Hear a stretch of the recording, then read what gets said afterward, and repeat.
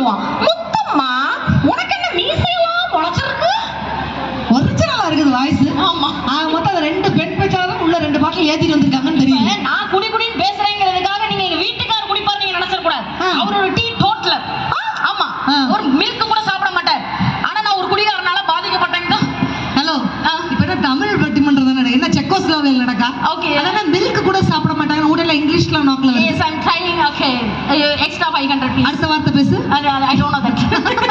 சரி, ஓகே, ஒழுங்கா தமிழ்ல பேசுமா. ஆமா, 2 நாளைக்கு முன்னாடி நடு ரோட்ல என்ன ஒரு நடுவர் விட்டுட்டு போயிட்டாருங்க மதுரையில. பஸ்ல ஏறி பாக்குறேன், எல்லாம் ஆம்பளைங்களா உட்கார்ந்துருக்காங்க. ஒரே ஒரு சீட்ல மட்டும் ஒரு ஆளுங்க, 3 பேர் உட்கார வேண்டிய சீட்ல அந்த ஆளு பெப்பர் பேன் படுத்து கிடக்காருங்க. நான் எழுப்புன அண்ணாச்சி அண்ணாச்சின்னு ஒரு சத்தத்தையும் காணும். கண்டக்டர் சொன்னேன், அண்ணாச்சி கொஞ்சம் எழுப்பிடுங்க அண்ணாச்சி, நான் 4 மணி நேரம் ஊருக்கு போகணும். அவர் வாட்டுக்கு ஜன்னல் பக்கமா உட்காரட்டும், நான் வாட்டுக்கு கம்பி பக்கமா உட்காந்துட்டு போறோம்னு சொன்னேன். அதுக்கு அவர் சொன்னாரு, கண்டக்டர், ஏமா குடிகார பைய குடிச்சிட்டு படுத்து கிடக்கான், அவனை எழுப்ப வாய்ப்பே கிடையாது, நீ நின்னுக்கிட்டே வாங்க. ஏக்கா கொஞ்சம் என்ன க்ளோஸ் அப்ல பாருங்க.